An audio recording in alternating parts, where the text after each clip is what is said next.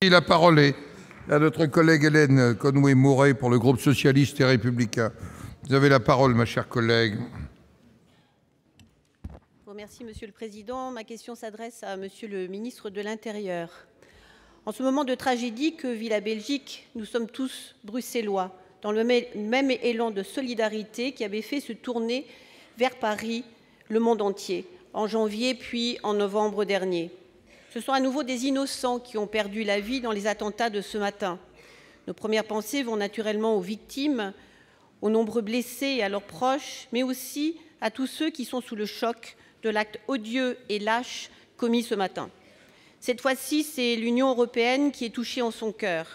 Nous avons là une nouvelle démonstration, par cette attaque à forte valeur symbolique, de la volonté des terroristes d'agresser nos sociétés ouvertes et démocratiques. Ces attentats surviennent dans la foulée de ceux qui ont frappé le Mali, la Turquie, la Côte d'Ivoire, la Tunisie, pour ne mentionner que ceux qui ont fait l'actualité récente.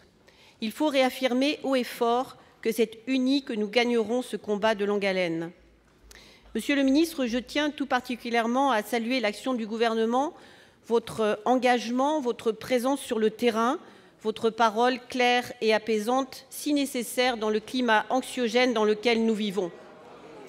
Grâce au nouveau dispositif législatif adopté récemment par le Parlement et destiné à protéger notre pays, qu'a rappelé il y a un instant le Premier ministre, grâce aussi à la lutte contre les réseaux mafieux qui financent le terrorisme, sans oublier la campagne contre le racisme lancée hier par le gouvernement, qui a vocation à nous rapprocher les uns des autres, nous menons sur tous les fronts un combat implacable contre le terrorisme.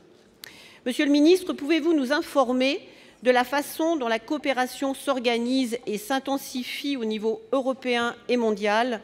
Je pense notamment à la mise en place du registre européen des données des passagers aériens dit PNR.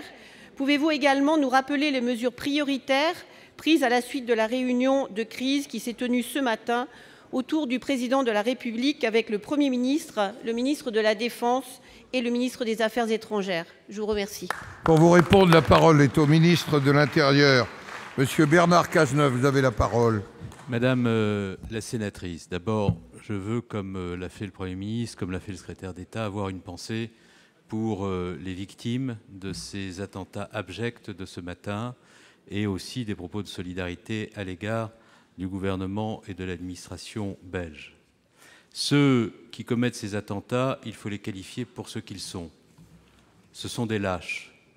Ce ne sont en rien des martyrs. Lorsque l'on voit, comme je l'ai constaté hier soir, que ces terroristes s'en sont pris à des enfants, il y a de cela 4 ans, à Toulouse et à Montauban.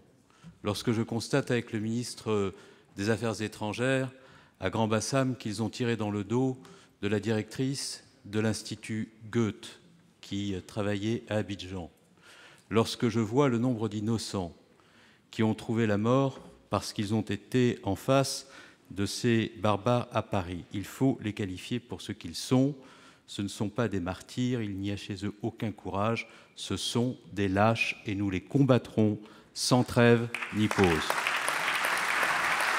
Je veux également dire qu'il faut, pour être efficace, renforcer considérablement autour d'un agenda concret la coopération européenne. Et là, comme l'a rappelé le Premier ministre tout à l'heure, nos demandes sont très nettes. Nous nous sommes battus pour qu'il y ait un PNR européen, c'est-à-dire un système d'enregistrement des passagers qui permette d'établir la traçabilité du retour des terroristes. Le Parlement ne veut pas l'inscrire à son débat alors qu'il y a un accord du trilogue. C'est totalement irresponsable face à la crise terroriste à laquelle nous sommes confrontés, et il faut, dans le contexte, que chacun prenne ses responsabilités et comprenne les conséquences qui s'attachent au refus de les prendre dans un contexte de menace terroriste extrêmement élevé. Il faut qu'il y ait un contrôle aux frontières extérieures de l'Union européenne. Nous avons obtenu la modification de l'article 7-2 du Code Schengen. Il faut interroger le système d'information Schengen. Il faut que ce système soit informé par l'ensemble des services de renseignement et il faut lutter contre la fraude documentaire. Voilà l'agenda français au sein de l'Europe. Nous ne transigerons pas pour obtenir les résultats qui permettent de protéger les ressortissants de l'Union. Merci, Monsieur le ministre de l'Intérieur.